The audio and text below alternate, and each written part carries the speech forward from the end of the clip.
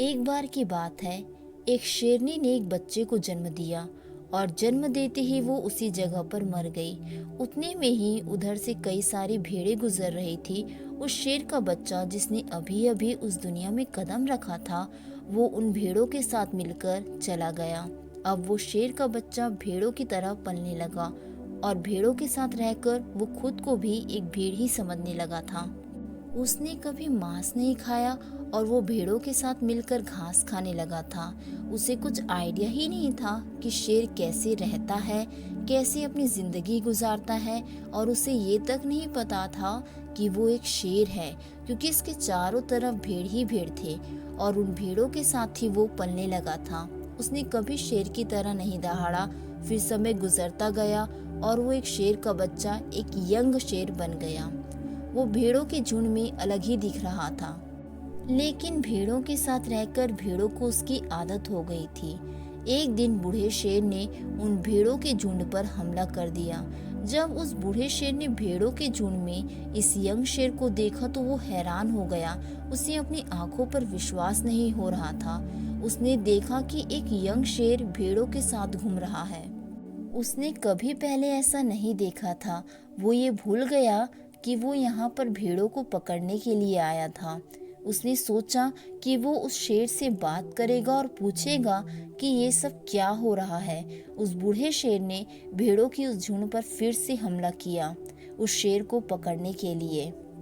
भेड़ों ने जैसे ही उस बूढ़े शेर को देखा, सब अपनी जान बचाकर भागने लगे और उन भेड़ों के साथ वो शेर भी अपनी जान बचाकर भागने लगा। कुछ देर बाद उस बूढ़े शेर ने उस यंग शेर को पकड़ लिया। बूढ़े शेर ने उस यंग शेर से कहा, अरे बेवकूफ, तू मुझे देखकर भाग क्यों रहा है? यंग शेर ने रोते हुए कहा, प्लीज मुझे छोड़ दो, मैं एक साधारण सा भेड़ हूँ, मुझे जाने दो। वो उस बूढ़े शेर को देखकर एक भेड़ की तरह कांप रहा था। बूढ़ा शेर ये सुनकर हैरान हो गया और वो समझ गया यहाँ पर क्या हो रहा है। वो बूढ़ा शेर उस यंग शेर को एक नदी के पास लेकर गया। यंग शेर वहां से भागने की कोशिश कर रहा था, लेकिन बूढ़े शेर ने उसे नदी की ओर धकेलते हुए कहा कि अपने आप को इस पानी में देखो। नदी का पानी पूरी तरह से शांत था। बूढ़े शेर ने यंग शेर से कहा, अपने फेस को इस नदी पर देखो और फिर मेरे फेस को देखो। अपनी बॉडी को इस नदी में देखो और मेरी बॉडी को देखो। उस यंग शेर ने अपना फेस नदी में डरते हुए देखा और जैसे ही उसने अपना फेस नदी में देखा, वो हैरान हो गया। उसने देखा कि वो एक भेड़ की तरह नहीं बल्कि एक शेर की तरह दिखता है। वो रियलिटी को समझ गया कि वो एक भेड़ नहीं बल्कि एक शेर है। और एक सेकंड के अंदर ही उसने एक शेर की तरह दहाड़ा। उसकी दहाड़ सुनकर पूरा जंगल कांप गया।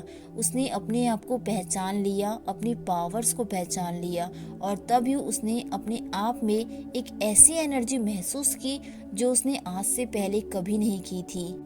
फिर उसने सोचा, एक भेड़ की तरह जीना रियलिटी नहीं थी, वो सिर्फ एक मेंटली कॉन्सेप्ट था, और अब वो रियलिटी को जान चुका था।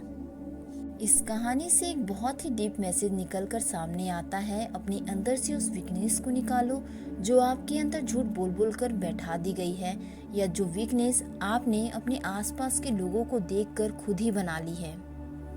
आप भी एक शेर की तरह हैं जो उस भेड़ जैसे विचारों और लोगों के बीच फंस चुके हैं, और ये विचार और लोग आपको ये फील करवाते हैं कि आप अपने लाइफ में कुछ नहीं कर सकते।